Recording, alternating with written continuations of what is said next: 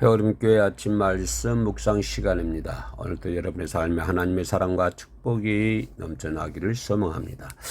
마음을 하나라고 하는 마음 말씀으로 함께 은혜 나누기를 원합니다. 마음이 하나 되면 뜻이 하나가 되고 일을 이루기 위한 목표와 방법이 같아집니다. 10사람이 저마다 아무리 열심히 해도 하나가 되어 일한 것과는 그 열매를 비교할 수가 없습니다. 그러면 과연 어떻게 해야 우리가 하나의 마음을 이룰 수가 있을까요? 첫째로 같은 시각으로 바라봐야 합니다. 같은 시각으로 바라본다는 것은 범사에 믿음의 눈으로 바라보는 것이며 새 예루살렘을 바라보는 것입니다. 먼저 믿음의 눈으로 본다는 것은 현실적인 상황이나 세상 돌아가는 이치를 모른다는 말이 아닙니다. 또 자신이 해야 할 바를 하지 않고 하늘만 바라보는 것도 아니지요.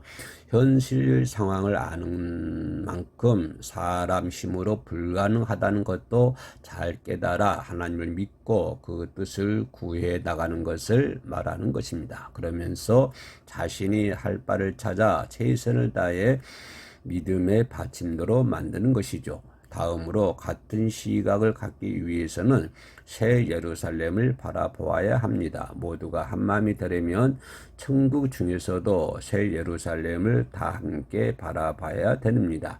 이것은 아버지 하나님의 가장 큰 소망이며 진정한 의미에서 주님의 핏값을 찾아드리는 것이기도 하지요.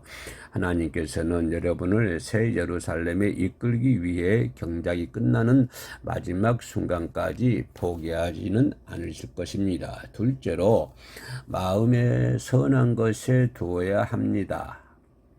마음을 선한 것에 두어야 한다는 것이죠.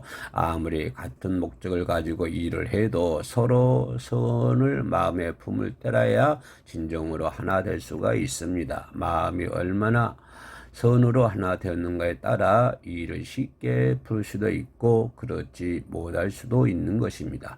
가나안을 정복하는 과정에서 이스라엘을 어렵게 한 사람이 있었습니다. 바로 아간이라고 하는 사람이죠.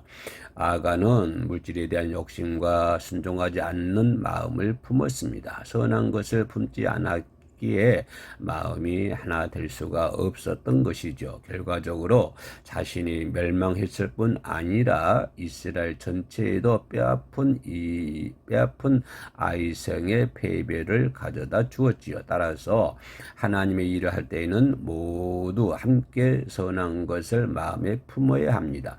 하나님께서 가장 중요하게 여기시는 것은 선한 향입니다. 누가 더 옳고 그른지, 당장에 누가 열매를 더 내고 덜 내는지 이런 것이 핵심은 아니죠. 하나님께서는 서로 존중하고 이해하며 섬겨주고 용서하기를 원하고 계십니다. 이렇게 하나님을 닮은 자녀들이 선한 마음으로 하나 되어 일을 할 때 그 열매를 하나님께서 책임져 주시는 것입니다. 성령의 음성을 들려주셔서 안 될 것도 되게 하고 될 것은 더 잘 되게 하시는 것입니다. 여러분 모두 한 마음 한 뜻을 이루어 하나님 나라를 크게 이루며 영육 간의 풍성한 축복의 열매를 거두시기를 주님의 이름으로 축원합니다. 오늘 또 우리와 함께 하신 우리 주 예수 그리스도를 찬양합니다. 샬롬.